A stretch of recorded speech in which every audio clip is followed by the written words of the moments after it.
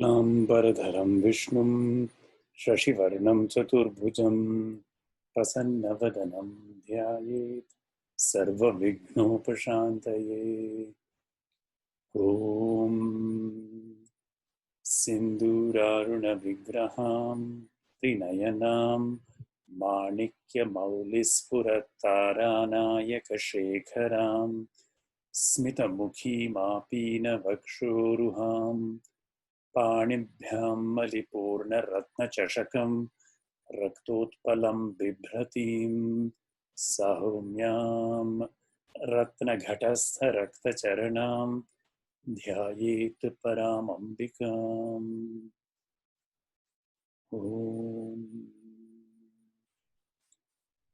ध्यायेन् नित्यं महेशं रजतगिरिनिभं चारुचन्द्रावतंसं रत्नाकल्पोज्ज्वलाङ्गं परशुमृगवराभीतिहस्तं प्रसन्नं पद्मासीनं समन्तात् स्तुतममरगणैः व्याघ्रकृत्तिं वसानं विश्वाद्यं विश्वबीजं निखिलभयहरं पञ्चवक्त्रं त्रिनेत्रम्।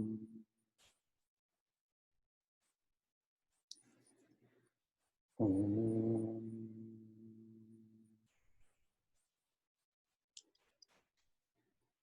नारायणं नमस्कृत्य नरं चैव नरोत्तमं देवीं सरस्वतीं व्यासं ततो जयमुदीरयेत्। गुरुर्ब्रह्मा गुरुर्विष्णुर्गुरुर्देवो महेश्वरः गुरुः साक्षात् परं ब्रह्म तस्मै श्रीगुरवे नमः। श्रुतिस्मृतिपुराणानाम् आलयं करुणालयं नमामि भगवत्पादं शङ्करं लोकशङ्करम्। ॐ सहनाववतु सहनौ भुनक्तु सह वीर्यं करवावहै तेजस्विनावधीतमस्तु मा विद्विषावहै। ॐ शान्ति शान्ति शान्तिः।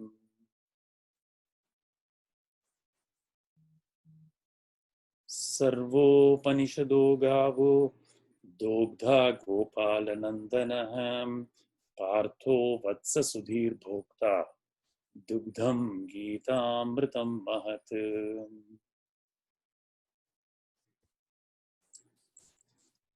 धृतराष्ट्र उवाच धर्मक्षेत्रे कुरुक्षेत्रे समवेतायुयुत्सवः मामकाः पाण्डवाश्चैव किमकुर्वत सञ्जय। श्रीभगवानुवाच क्लैब्यं मास्मगमः पार्थ नैतत्त्वय्युपपद्यते क्षुद्रं हृदय दौर्बल्यं त्यक्त्वोत्तिष्ठ परन्तप। यदा यदा हि धर्मस्य ग्लानिर्भवति Bharat अभ्युत्थानमधर्मस्य तदात्मानं सृजाम्यहम्।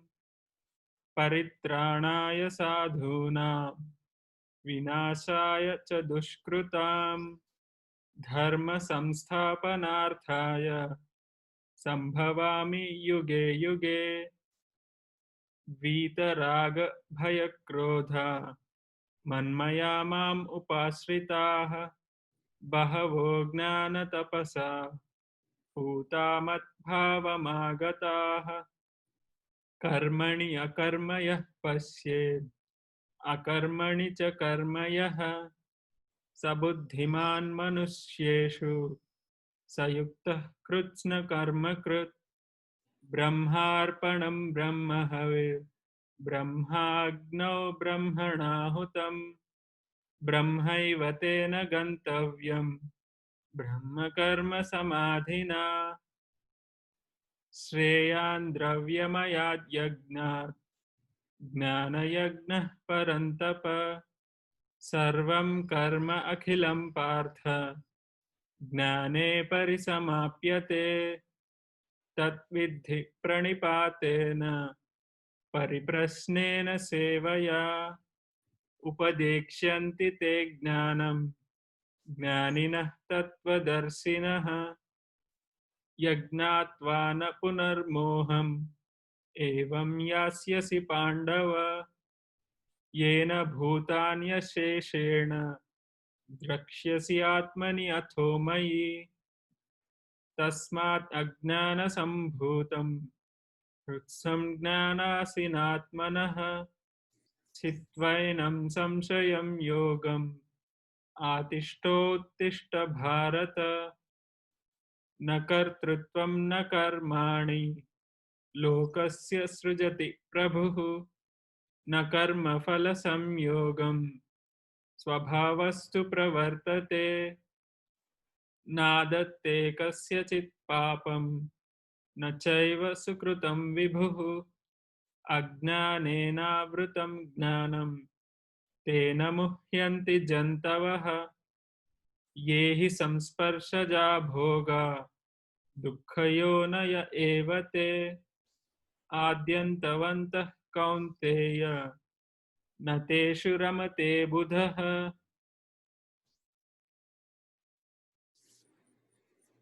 Very nice. Thank you, Rakesh. Very nice. Acha. So we had a little break, and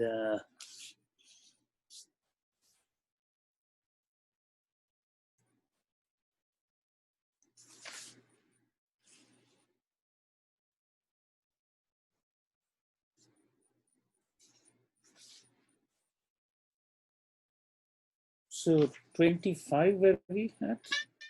24. 24, right. Avyaktam. Vyaktimapan, right. So chapter 7, I need to send a list of our selected verses for 5 and 6 and 7, right, Rakesh? Or just 6? 6, I guess, Professor. 6, right? Yeah. 7 also has some very beautiful ones. This one occurred to me, remembered again. Balam balavatam asmi, kamaraga vivarjitam, dharma viruddho bhuteshu kamosmi varsa. This is actually a very good manual for living right there. So I will select from this also and send you Sure. at the earliest. So we were reading.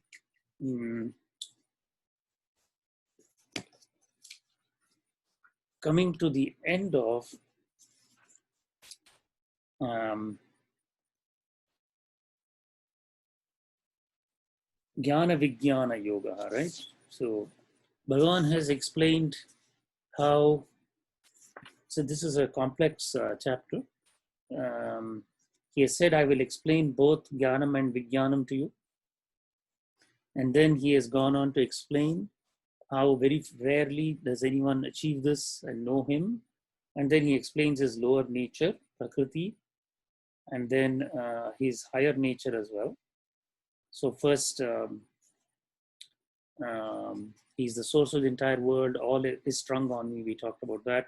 Raso aham apsu, which we also connect to what we do in the Sandhya Vandanam, in the Marjanam and other uses of water as pure consciousness, etc. So he explains how pure order in earth and all that. And again, that verse I said 11. Balam balavatam asmi. I am strength that is not opposed, that is devoid of kama and raga, desire / lust and attachment, and dharma aviruddho bhuteshu, and yet I am also desire in beings which is not opposed to dharma. This is very powerful and important, I feel. And then of course next one, and then the gunas, his explanation of that, and he says it is difficult. Daivi hi esha gunamayi mammaya duratyaya, hard to cross. And indeed this is true. Surrender to the Lord is the easiest way to cross this maya. And then he says, who does not surrender? Na mam dushkrutino mudhaha prapadyante nara adhamaha mayaya apahrita jnana asuram bhavam asrita. And yet, in contrast, of the types who come to me, fourfold, very important, chaturvidha bhajante mam janaha sukritino arjuna arto jigyasu artharthi jnani cha bharatashava. Of these, jnani is most dear to me. Priyo hi jnanino ati artham aham sacha mama priyaha. The one who is nitya yukta eka bhaktir vishishyate. Then Udara, he explains, extols again the jnani. Asthitaha sahi yuktatma mameva anuttamam gati. At the end of many births, bahunam janmanam ante jnanavan mam prapadyate. The Vasudeva is all, such a soul is extremely rare. Sa mahatma sudurlabha. Then what happens to others? Kamai stai hritagyanah prapadyanti anya devataha. And they adopt other disciplines, being constrained by their nature. And yet, Bhagavan is the one who gives that faith. Yo yo yam yam tanum bhaktah shraddhaya architum ichchati tasya tasya achalam shraddham tameva vidadham yaham.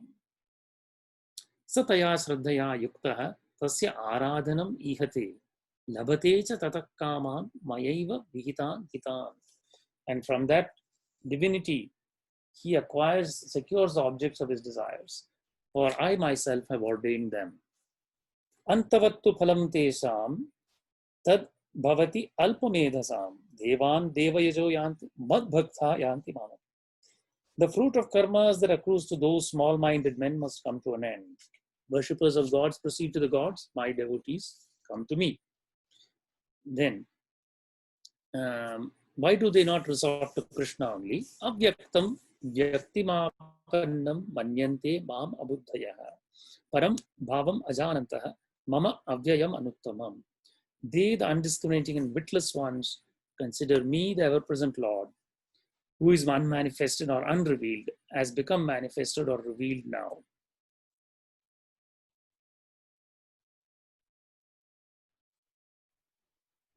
So they are ignorant of my supreme aspect as the higher self, which is immutable and unsurpassed.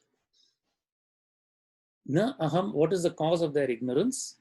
Na aham prakashah sarvasya yogamaya samavritah moodho ayam na abhijanati loko mam ajam avyayam. Veiled by the delusive power of my yogamaya, I do not stand revealed to all. This deluded world knows me not, unborn and immutable. So, sorry, was that the one to be read? We finished 24, Professor, 25th. Oh, we are still reading 24? Can somebody please read them? Okay, sorry. My apologies. Avyaktam vyaktimapannam manyante mam buddhayah param bhavam majananto mama vyaya manuttamam. Thank you. Yes. Avyaktam vyaktim apannam manyante mam abuddhaya. So, avyaktam iti, avyaktam aprakasham, vyaktim apannam prakasham gatam idanim manyante mam nitya prasiddham ishwaram api santam abuddhaya. The unmanifest or unrevealed now become manifest or revealed.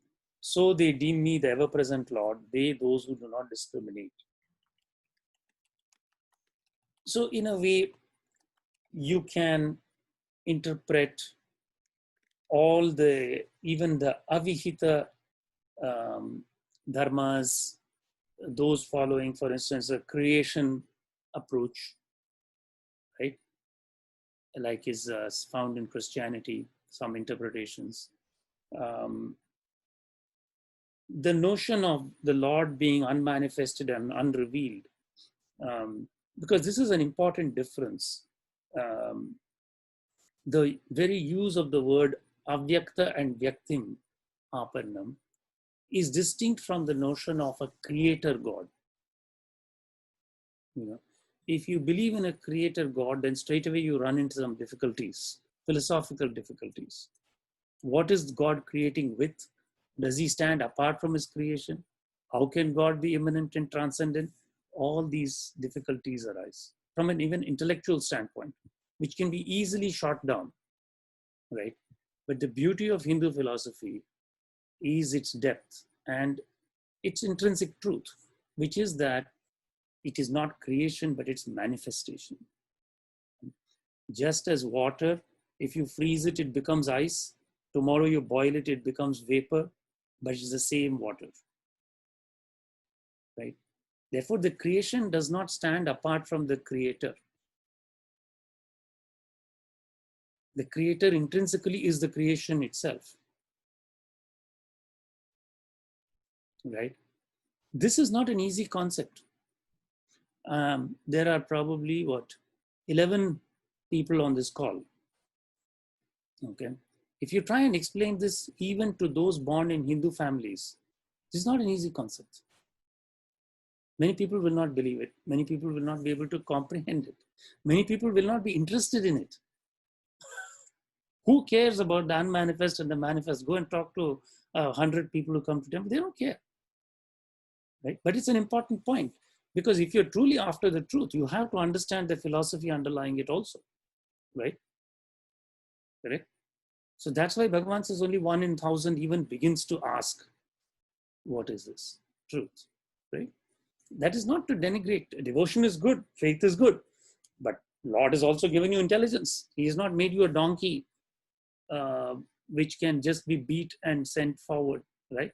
So having been born with that human intelligence, it is imperative on us that we should exercise that intelligence to its highest faculty. And that highest faculty is to know reality. What is this? What is this creation? How did it come about? What is my role? Where did I come from? What is my purpose in life? These are the higher questions, right? Apart from, of course, filling our stomach with food and doing the work as donkeys that we have to do, right? One should have a good sense of humor at any rate. But you see my point. Avyaktam vyaktimapanam manyante mam abuddhaya. So undiscriminating and witless ones consider me, the ever-present Lord, as become manifested or revealed now. In the sense that Lord cannot be constrained in any way. He was called Aniruddha. Aniruddha means we cannot constrain this Lord and put him in a box. His very nature is unfettered, right? And the moment we try to grasp something with our mind, we try to put it in a box, correct? So what he's saying is achintya. I am beyond even your capacity to think. You can imagine nanometer to, I don't know, what is the largest one? Is it attometer? No, atto is smallest. Exameter or whatever, the other end, right? So you can think of going from the smallest 10 to the minus 9 to 10 to the plus 9 or 10 to the plus 12, 15 peta, tera, we think in terms of computing. Exa scale, right? You can keep going. But at some point, Bhagavan is saying, I'm even beyond the biggest number you can put on the power of 10. Right? Why? Because I'm beyond the mind.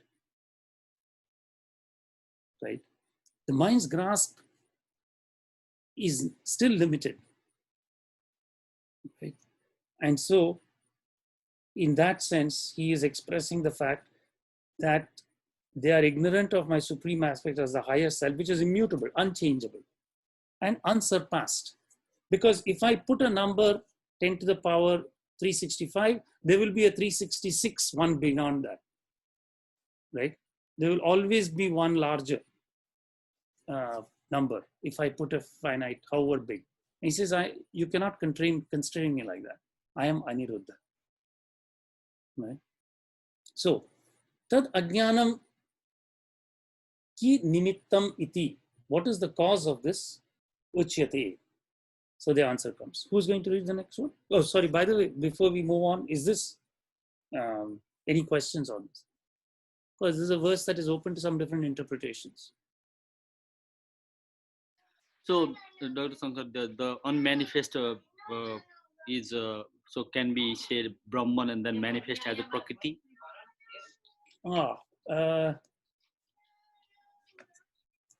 That's a good question. No. How should I say it?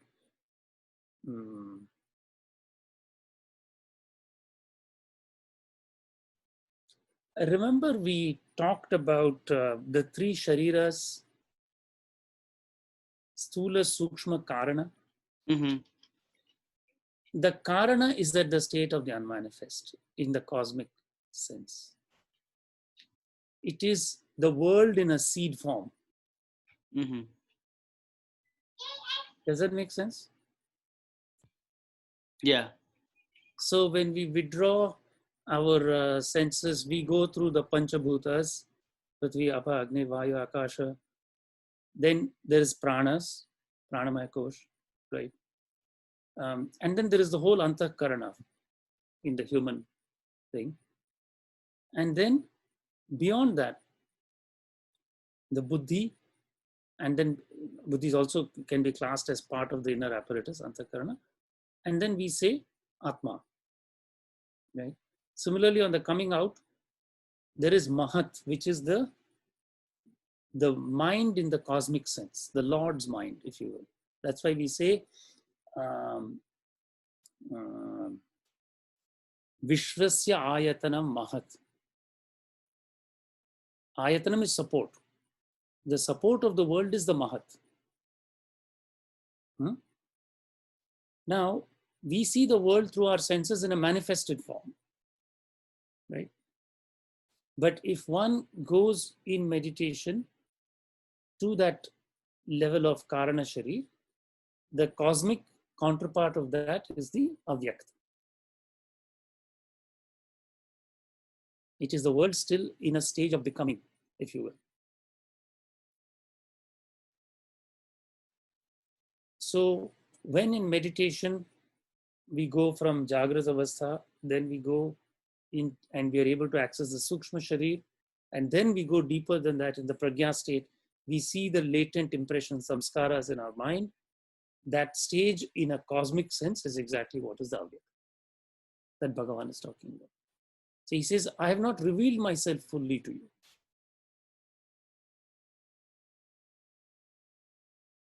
Small fraction of me, right? Even in the entire world, the entire universe that you conceptualize, that you're able to perceive, is only a small fraction of my my power.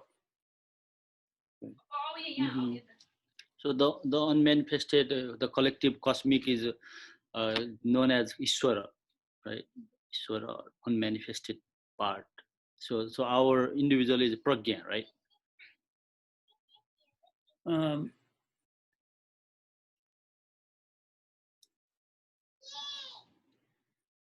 So when I think we are maybe talking about two different things. So we talk about Vishwa, Taijasa.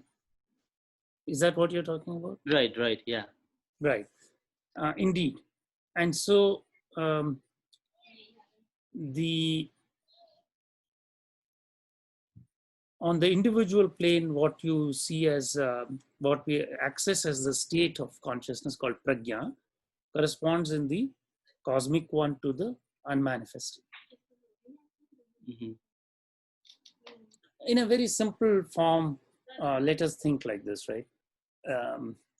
Say today in the waking state, I have some concept of myself.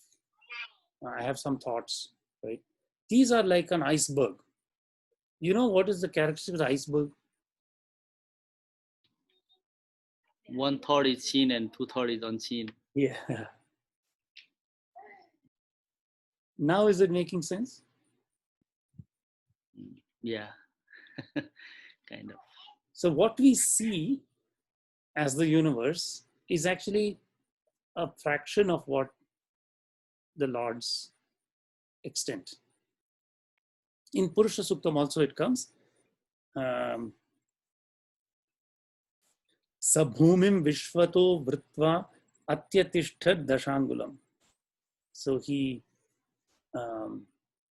having created sort of the Bhumi and the Vishwa, he then situated himself 10 angulars beyond, meaning that his extent is larger than the physical world that we see. So, why is this? What is the cause of this ignorance? Says, please, somebody will read the next one, 25. I can read. Please. Na aham prakashah sarvasya yogamaya samavritah modhoyam nabhijanati loko mamajam avyayam. Na aham prakashah sarvasya yogamaya samavritah. So, prakashah sarvasya is revealed to all. Na aham.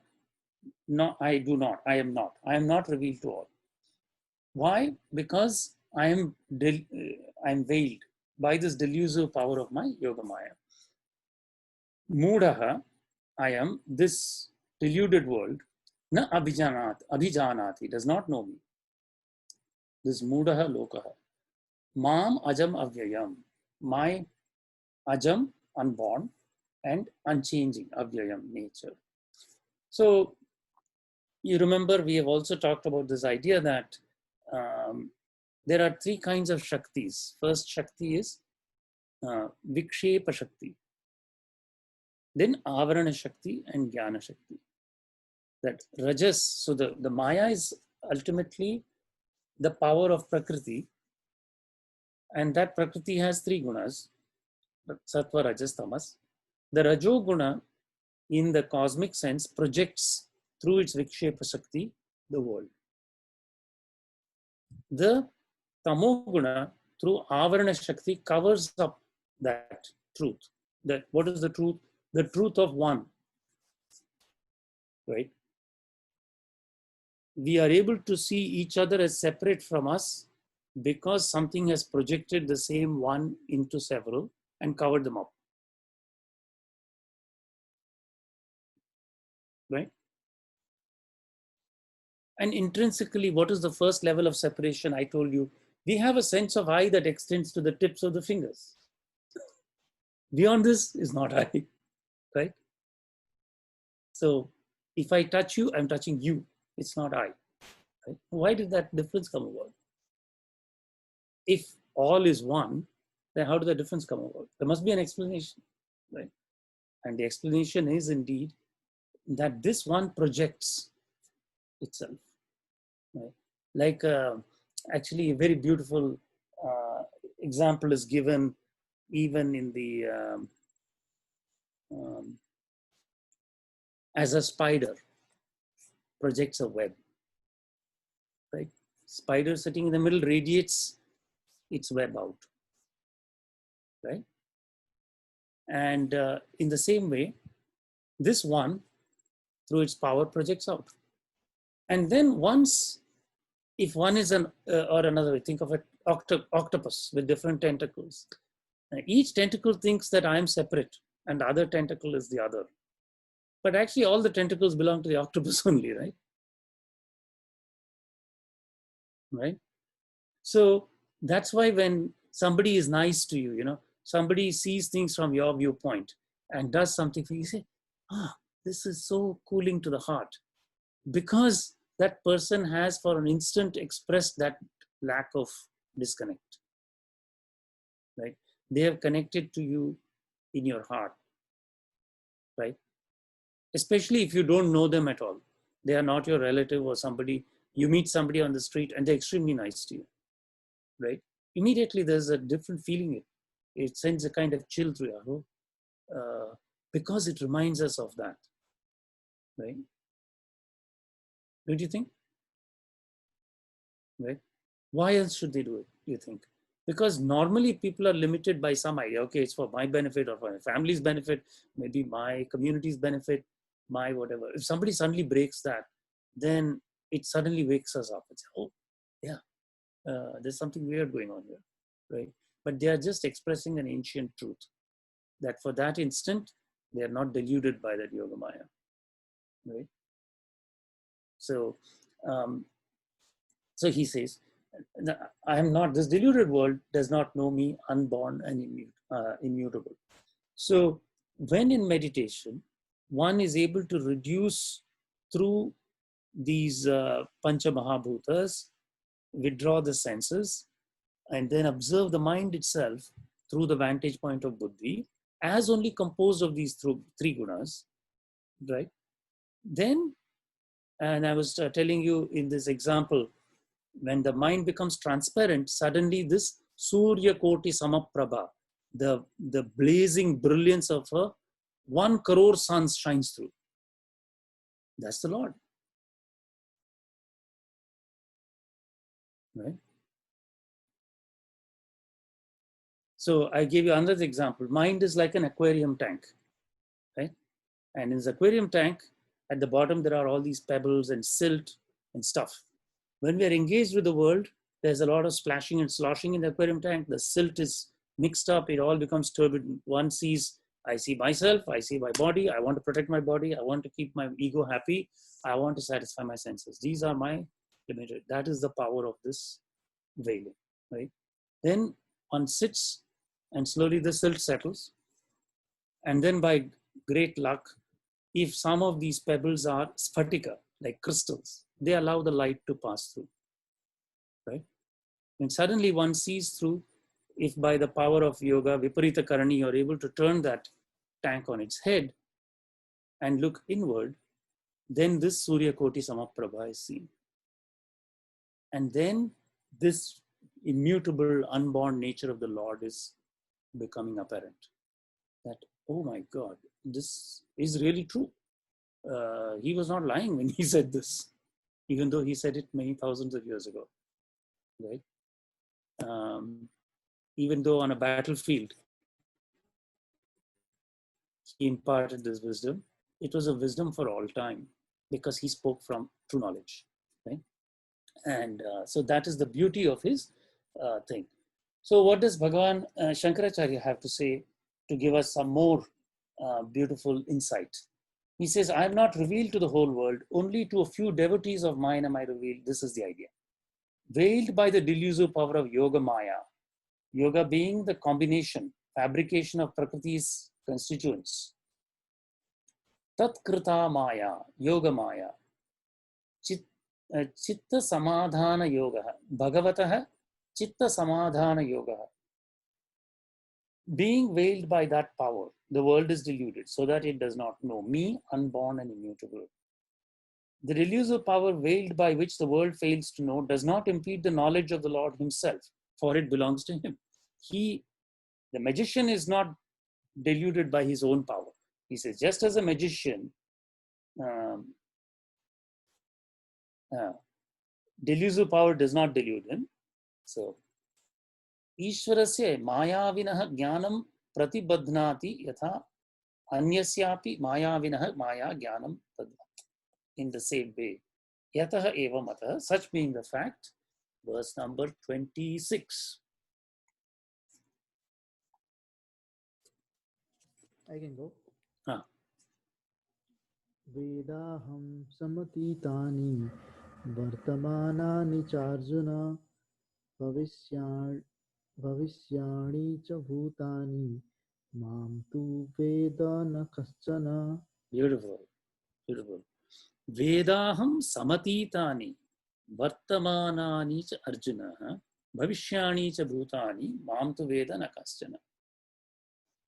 But I know, Arjuna, the beings past, present and future.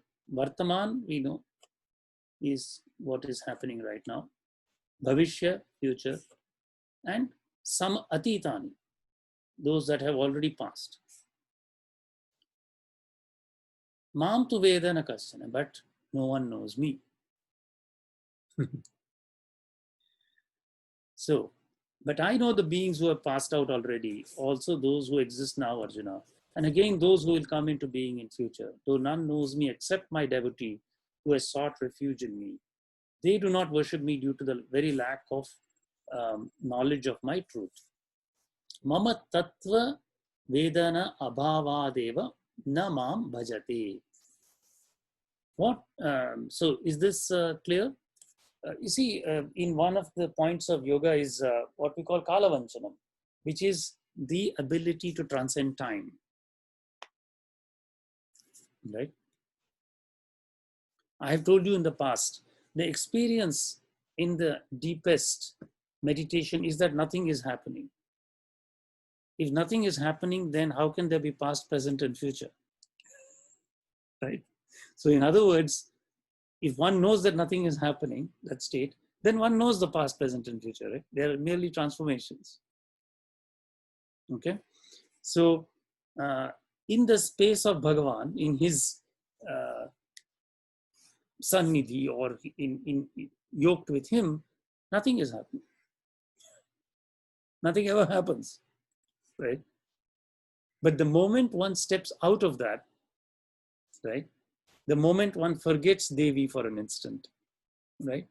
Then immediately the power, one becomes subject to that power, and then of course everything happens, and then there is past and present and future. Pranav, are you you're muted, I think. No, Professor, I was just trying to recite the shloka. So this is how Bhagavan says that I am able to know all past, present, and future.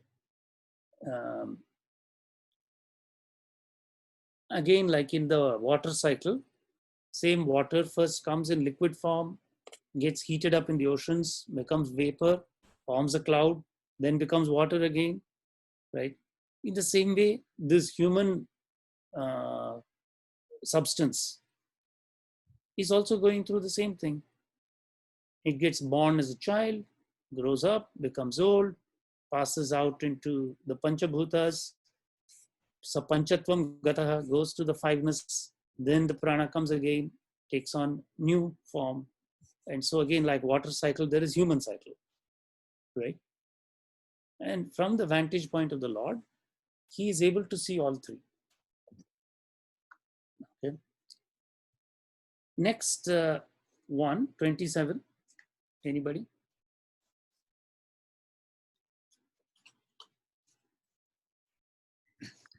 I can read. Please.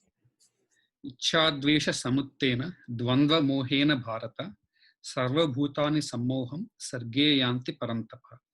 Okay, very beautiful. And you see, here Bhagavan really hits the point. Why is it so difficult for us to see to gain his vision, right? Because of this fact that we are all subject in the human form to Ichcha Dvesha. So, desire and attachment, aversion, Raga Dvesha. In our Yoga Sutra, it says the Pancha Kleshas are avidya, asmita, raga, dvesha, abhinivesha. So this raga, dvesha. Ichcha, dvesha, samuthena, in instrumental case, due to the dvandva mohena and this creation of duality, I and the other, Bharata. In many Upanishads, it says the moment, as long as there is one, there is no fear. The moment there are two, then comes fear. Right? Same idea here. So, dvandva mohena bharata, sarva bhutani sammoham sarge yanti parantapa. All beings, sarva bhutani, sammoham, they get confused, confounded. And sarge yanti parantapa. And they are in this sarga, creation. Oak, scorcher of foes, parantapa. Ichchaiti, born of attachment and aversion. What is born? The delusion caused by dualities. These two, attachment and aversion, mutually opposed like cold and warmth, and oriented to pleasure and pain and their causes, affect in course of time all living beings. They are called dualities. As soon as these two come into existence due to the occurrence of pleasure and pain or their causes, they subjugate the intelligence of all beings and give rise to the delusion that impedes the dawn of knowledge of the real self. So the moment one enters into the body, and then immediately one feels all the dualities from the five senses particularly the heat and cold, etc., pleasure and pain. Transcending those permanently is, of course, the domain or the expertise of the three gurus. Right?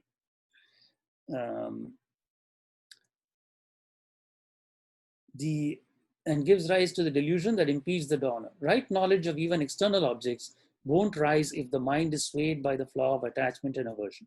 Needless to say that the knowledge of the inner self, hard to gain in any case, won't rise if one's intelligence is in the grip of delusion. So, Ko Bharata, scion of the Bharata line, due to the delusion of dualities, all beings at their very birth get confounded. That beings are subject to this delusion is the idea. Therefore, with knowledge impeded by this inborn delusion, all beings get confounded and fail to know me, their very self. Sammohitani mam atma bhutam na jananti, their veritable self. Ataha eva atma bhavena mam na bhajante.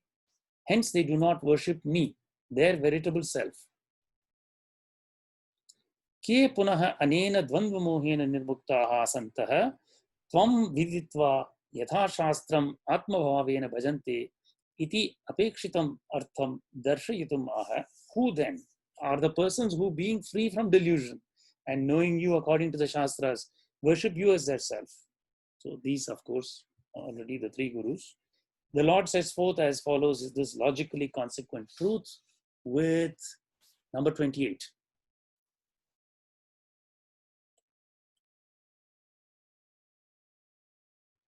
I can read. Please. Yesham tvantagatam papam jananam punyakarmanam te dvanda moha nirmukta bhajante mam dridhavrataha. So this is the characteristic of the three gurus, obviously. Yeshantu antagatam papam. They have no more sins. What a state to be in. We can, definitely I can say only, I can dream of this.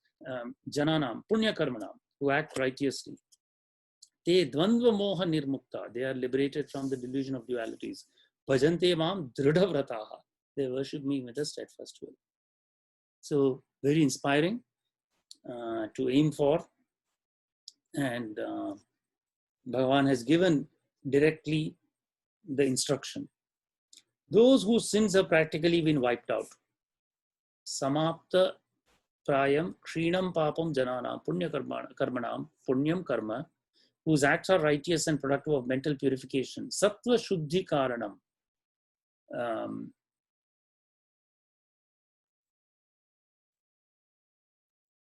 In Yoga Sutra, if you remember, Yama, Niyama. Niyama are Shaucha, Santosha, Tapas, Svadhyaya, Ishvara, Pranidhana. Shauchat, what is the product of that Shaucham? Is said, Swa Anga Jugupsuhu Parair Asamsargaha. Sattva Shuddha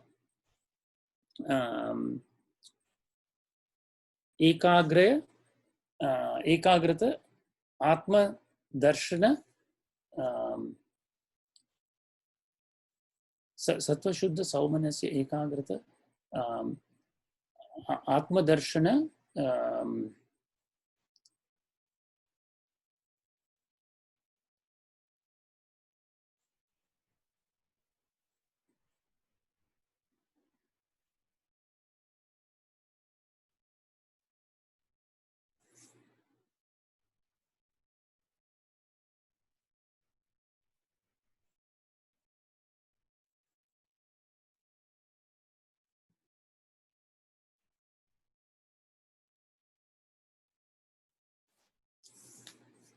the last word is eluding me.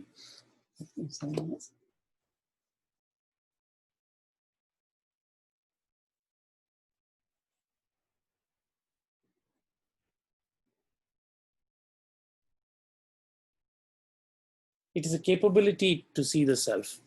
It will come to me probably as we go to the last verse. But Sattva Shuddha, purified Sattva. The same point was brought here, right? Bhagavan. Sattva Shuddha Shuddhi Karanam Vidyati. Yes, that's what triggered the memory of the Niyama. So, Swa Anga Jugupsu Parai Rasamsarga, which is a certain detachment from the body, one's own body, and also consequently a lack of interest in other bodies itself is a way to. So Anga Jugupsu Parai Asamsarga. And so many. Yeah. So, with a steadfast will, as their knowledge that the truth of the supreme reality is such and such and not otherwise is unerring. So this is important. They resolutely follow the path of total renunciation. Dridhavrataha. So they are said to have a steadfast will. Evam eva paramartha tattvam na anyatha. So they have no doubts in this point. Te kimartham bhajante iti uchyate. With what goal in view do they worship? Answer. So next one. Sorry, I got the last verse. Atma darshana yogyata. So the capacity, I believe, if I remember it right, capacity to see the self. Atma darshana. So I can please. Read. Yes. Jara marana moksha mamashyatya yati anti ye tet brahma taditu kratasya madhyam karma chakhilam. So let us see what is the point here. Jara marana mokshaya mamasritya yatanti ye te brahma tadviduhu kritsnam adhyatmam karma chakhilam. Resorting to me, those who strive for release from old age and death come to know that Brahman in its wholeness, as the self and all the works, as also the self and all the works. Jara marana moksha, release from old age and death. Mam asritya, that is taking refuge in me, resorting to me. Yatanti, those who strive for that release. Te Brahma tad viduhu.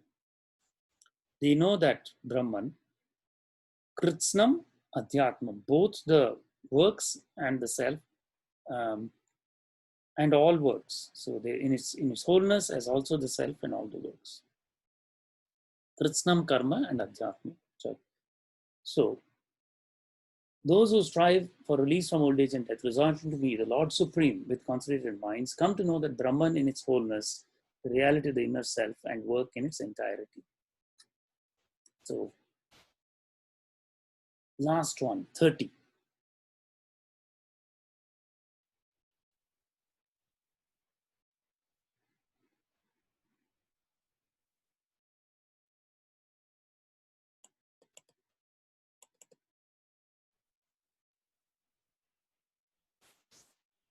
I can read, Professor.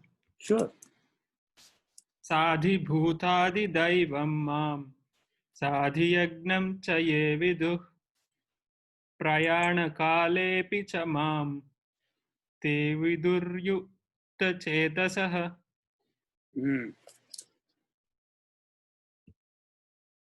Sa adhibhuta adhidaivam mam sa adhiyagyam sa ye viduhu prayana kalepi cha mam te viduhu yukta chetasa. Knowing me to be the adhibhutam. Here bhutam meaning the elements, right? The pancha mahabhut. And we noted that those have their divinities, right?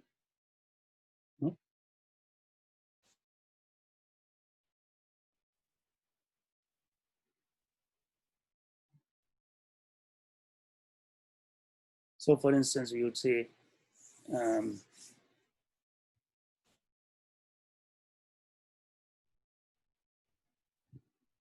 the payoho mrityu gandhatan matra prithvi and grane ashvino, Right? So the Ashwins govern the Grana, and the Mrityu is the lord of the Adhidaivam of the excretory organ. Payoho Mrityu, Gandha Tanmatra, Prithvi, and Grane Ashwinam. In this way, each of the senses has their Adhidaivam. Those who know me, together with my manifestation elements and divinities, that's what is meant. Already Bhagavan has talked about that at length in the beginning, right?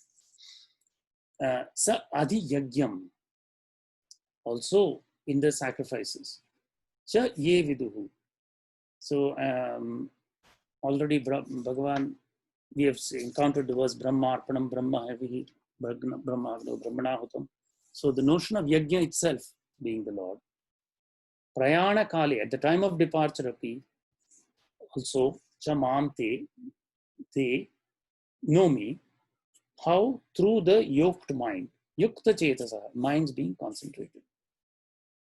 Iti Sri Mahabharate Shatasahasryam Samhitayam Vayasikhyam Bhishma Parvani Srimad Bhagavad Gita Su Upanishatsu Brahma Vidyayam Yoga Shastre Sri Krishna Arjuna Samvade Jnana Vijnana Yogo Nama Saptamo Adhyaya Sadhi iti sa adhibhutadi daivam adhibhutam cha adhidaivam cha adhibhutadi daivam cha saha adhibhutadi daivena vartate iti sa adhibhutadi daivam cha mam ye viduhu.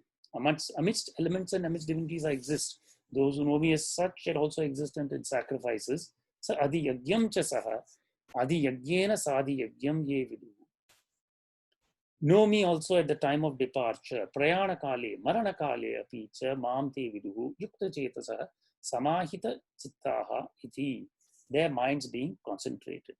Iti Srimad Paramahamsa Parivrajaka Acharya Govinda Bhagavat Pujya Pada Shishyasya Srimad Shankar Bhagavataha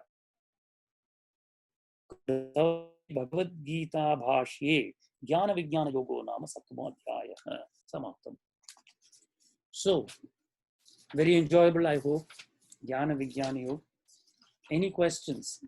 Such a beautiful, comprehensive, and wide-ranging discussion. So, surely there must be some questions. Dr. Shankar, I have two questions. Sure. First of them is a very quick question. So, what is meant by the prefix adhi? Like adhi bhutam, adhi yagya? Ah, right. I interpret, and this should be checked. I take adi to mean in this context, the supporting or underlying. Okay. But we should check this. Adi Daivam. I interpret it in that sense, but certainly we can look up prefix adi and check this point. I've heard adhi also in adhi shri. And this is like another instance. I'm always puzzled. Like, what would be the difference between yagya and adhi yagya? Because here, Lord is using adhi yagya and adhi daiva. Let me check for you to the best of my knowledge.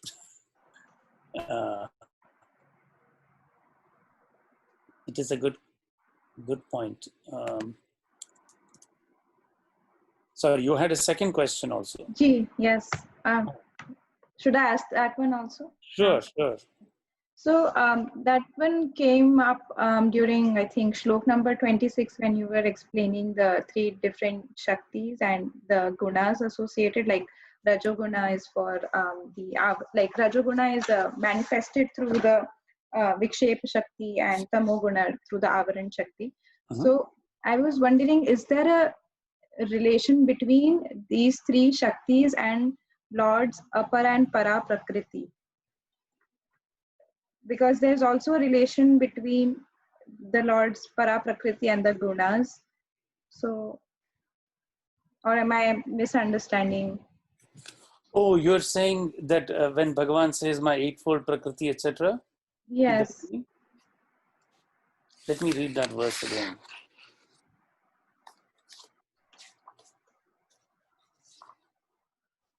Yes. This is, I would say, all this distinct eightfold nature is, in a sense, post, or shall we say, a farther down the road. The description of the Shaktis that I gave is very, very close to Brahman, in a sense. Okay. It is the first, the very first disturbance, right? Then from those Shaktis, these are, you might say, formed in some sense much later. And by later, I don't mean in time, but in a sense of in the sense that, so right now when we see physical bodies, these are evolutes, you may say, right? They are evolved, not necessarily temporally, but they are evolved in some sense, right? So, and then as you go back to the source, that Shakti is very much, it is literally the Maya itself. It is literally the three aspects of the Maya. So in some sense, it is literally the power of Brahman that we're talking about there. So it is not related to the Prakriti, Para and Apara? Yes, it is. And let us see here again what Bhagavan says. So you remember, he talks about this lower or inferior. Yes. Right? So here it can get a little, shall we say, confusing, because there is a blending of different philosophies. So when Bhagavan says para and apara, he is referring to Sankhya or yoga philosophy, which is, it sees Purusha and Prakriti as somehow distinct. Whereas Vedanta takes it one step further and shows how they are not distinct, strictly speaking. Okay. So in that sense, yoga philosophy, while yoga is definitely legitimate darshana, right? There is a slight difference in that final philosophical difference between Advaita and yoga. So that's why you will see sometimes it's a dualistic Sankhya philosophy, etc. Right? But nevertheless, if we understand the power of Brahman as Maya with those three Shaktis, as literally creating itself the distinction between Purusha and Prakriti. Okay. Right? Because Bhagavan said, right, it's if you see the two, and that Dvandva he means in different ways. In the physical plane, we see is Dvandva, but there is also the Dvandva of Prakriti and Purusha itself. Right? And so in that sense, we may understand this as I said, even before the notion of para and apara prakritis. Got it. Yes. Yeah. So let me see this point you rose. Meanwhile, I will, please, other comments and questions are also welcome.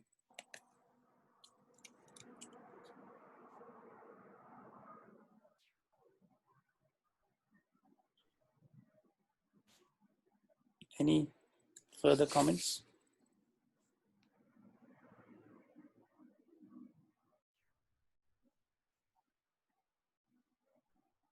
Dr. Shankar, one quick question. Please. About the last verse. Mm-hmm. Here it mentioned that know me at the time of departure from this world. So, will be difference between being a Jivan Mukta here, alive, right? Yes, yes. You hit the nail on the head. And then at the time of departure, leaving everything at the time of also could be released permanently, right? Yes. So there is a distinction that people may call Krama Mukti and Jivan Mukti. Mm-hmm. Right? So as I mentioned to you in one of those things, even in this question of Anubhava that Shalabh asked question,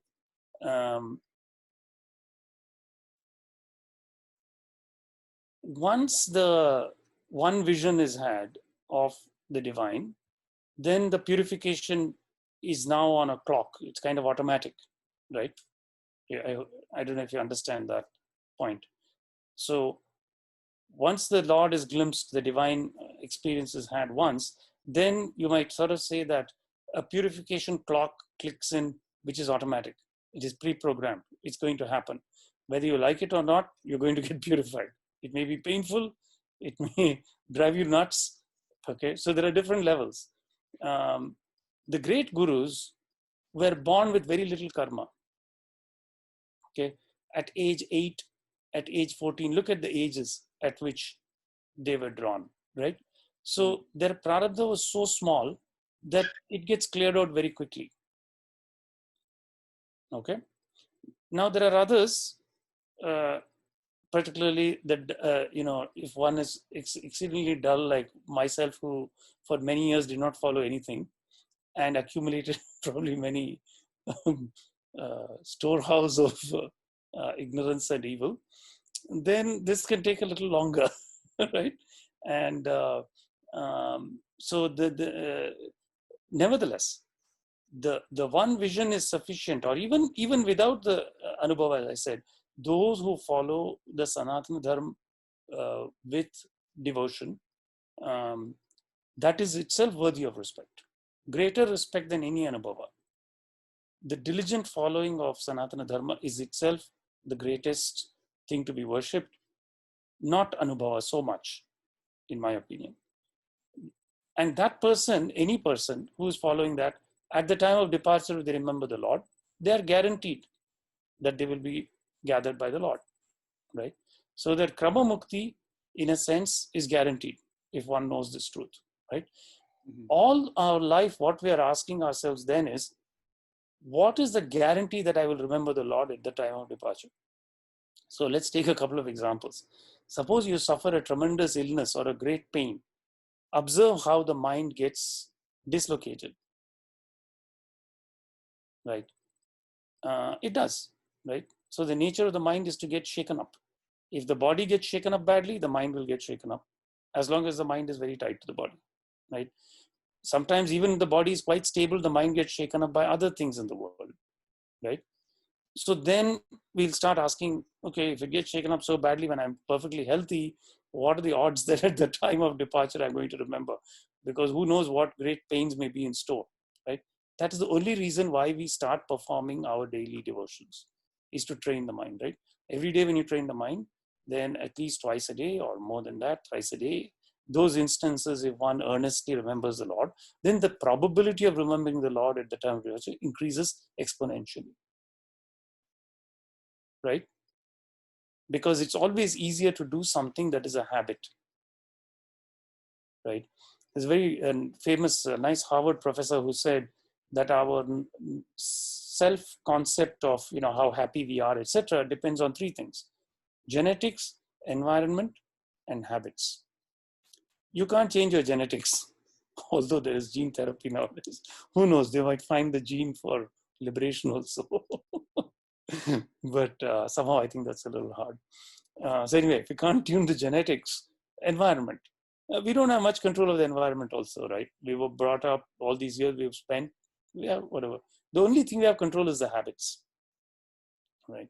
So if we can change the habits, we can actually correct a lot of stuff that went wrong in the genetics or the environment, right? And make a tremendous success of what's left. Right? This is my firm belief. And that is the whole point of practice. Practice is merely a habit. Right? And so, yes, so that way Krama Mukti is guaranteed for anyone who remembers at the time of departure. Right? But you made a good point. The great gurus were able to achieve that even while living. And that's why they're called Jivan Mukta, liberated while alive. Right? And again, according to Bhagavan Shankaracharya, his thinking is that all karmas vanish when the full light of knowledge dawns. Definitely the Sanchita karma, then the Agami karma, and even the Prarabdha, in his respected opinion, of course, right, vanish with the full dawn. So in his opinion, that even the distinction between Krama and Jivan Mukti should not be worried about. One should practice earnestly to destroy everything at one go. I don't know, did that help? Yes, sure. Yeah. Yeah. Right. But I think the simple practice of every day is enough. Everyday practice, everyday earnest remembrance.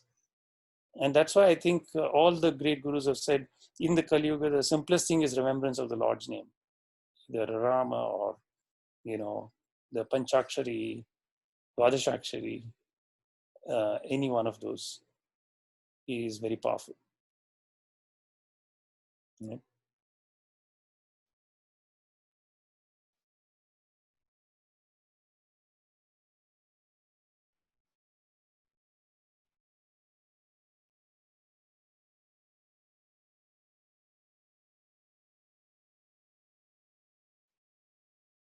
Any other questions or comments?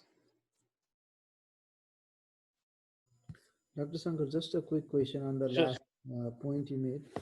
The Panchaksharis and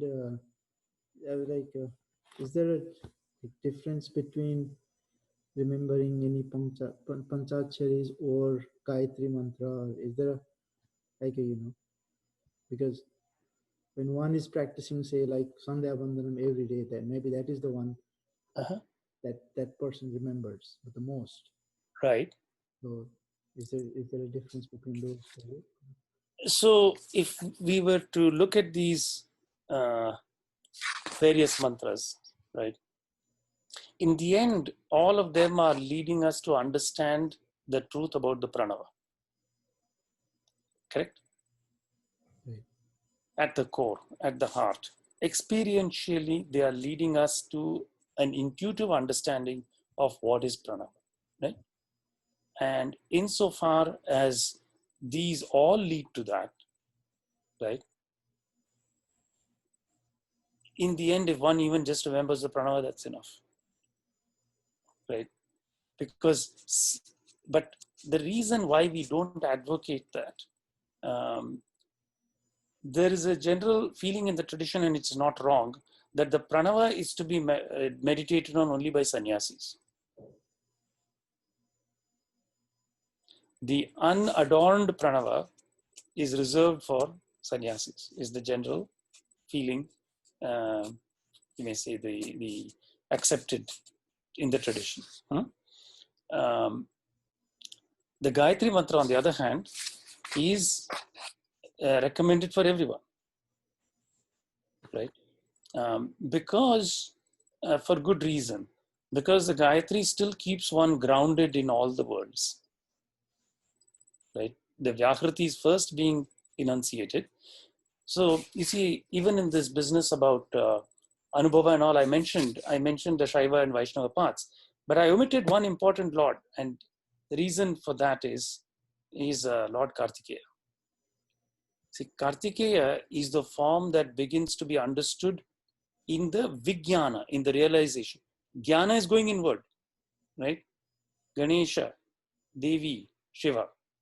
Once union of Shiva and Parvati happens, then only Kartikeya is born. Remember that.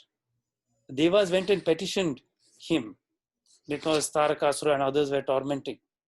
Correct?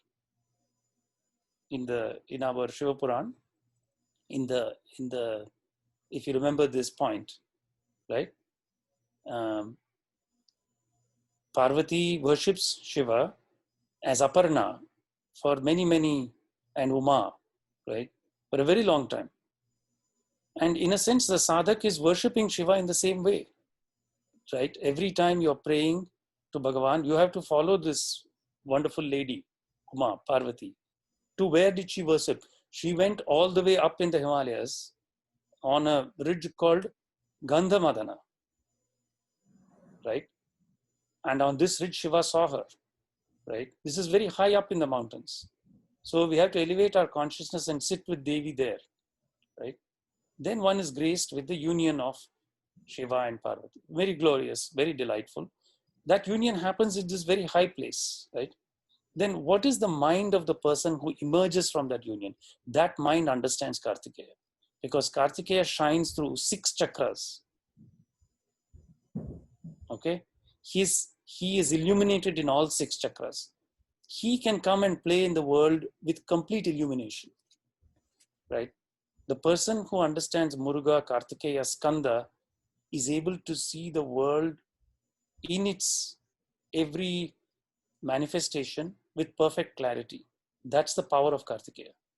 And that's why I reserved the worship of Kartikeya till the last, right? Because Kartikeya is an emergence of the mind after it has Gyan, right?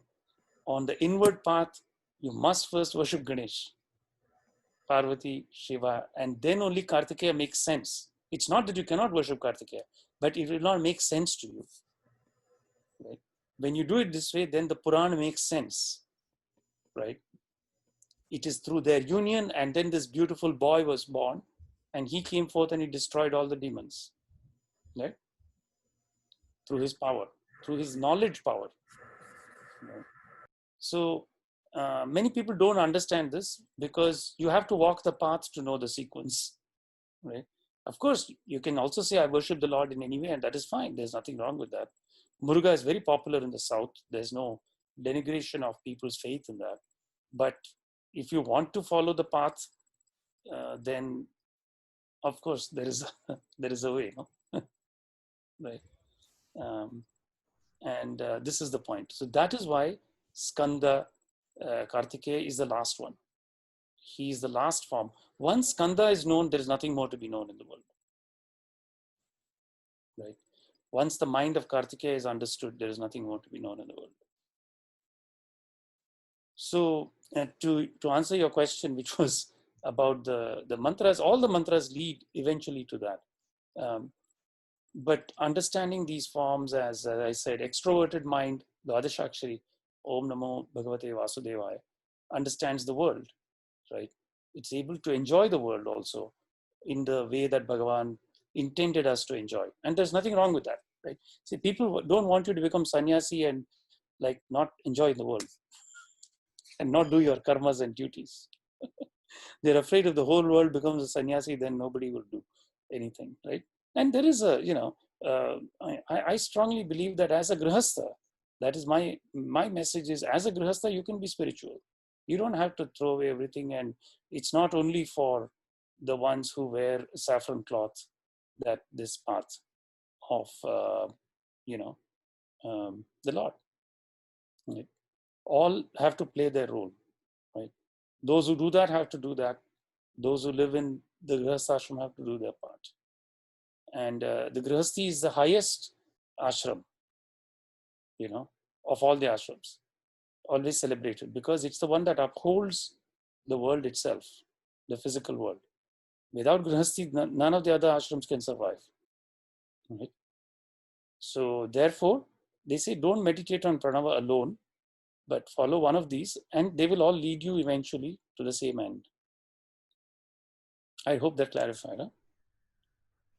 Dr. Shankar, I have a follow-up question on that. Sure. So when you say that meditation on pranava is meant only for sannyasi, then by sannyasi you mean someone who's first, or rather the only priority is this, right? Who doesn't want to be grounded in anything else. Exactly, right. They're the, indeed. And my own feeling is that based on one's impulses, and one has to be honest with oneself, that definitely it is of course a venerable path and reserved for a few, and those who take it are to be deeply respected, undoubtedly, there's no doubt about that. But if there are latent trace samskaras in the mind, it is better to probably execute them in the dharmic fashion in the physical world, and yet keep on the path. It can be considerably harder to try to actually resolve them through complete sannyas, right? But that's a determination that everyone has to make on their own. Bhagavan Shri Adi Shankaracharya knew very clearly at age 8 he was going to do it, and he did it. So there is no doubt about that. There are many others after him also who have. But there again, that is where they say the physical guru can give the guidance by looking at the karmas of that person and their behavior. They can intuit and understand which is better. Right? Ji. But nowadays, you see, also the sannyasa orders have become very strict because they have also don't have current living gurus. Like if you go and look at even Ramakrishna order, when Bhagavan Sri Ramakrishna was alive, he did not care about, he would even admit people who were grihasthis, who had been in grihastha ashram, because he could see intuitively what karmas were remaining, right? Then after that, it became formalized, and now you cannot enter those sannyas ashrams if you have not entered before marriage, right? These are limitations because the people there they cannot see and they cannot embrace. So then why do you have to go and run after some ashram? You find your ashram within yourself. Huh? Do you need the blessing of some, you have to be called some Bharati or Saraswati and something and given a garland, only then you become? No, not at all. Baloney. Right? You know what you know. If you know what you know, do you care? You don't care. You know, the Lord knows. That's all. This is a conversation between you and the Lord. Right? If you know and the Lord knows, nobody else, it doesn't matter. They can call you. This is what Bhagavan Sri Ramana Maharishi called. He said there is a state called Ati Ashrami. Ati Ashrami means beyond the ashrams. Such a person can play in any ashram. And that is truly the goal. Right?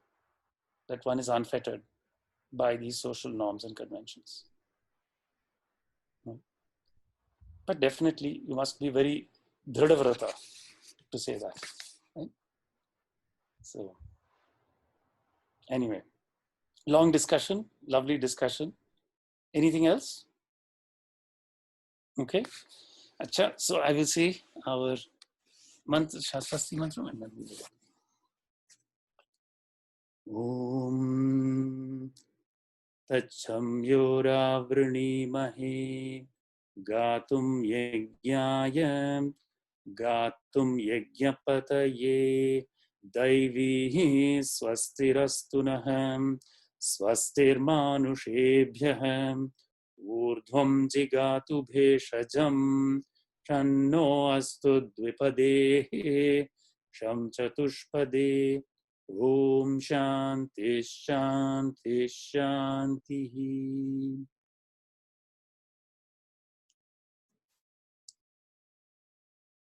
Namaste everyone. Namaste, Dr. Shankar. Namaste. See you.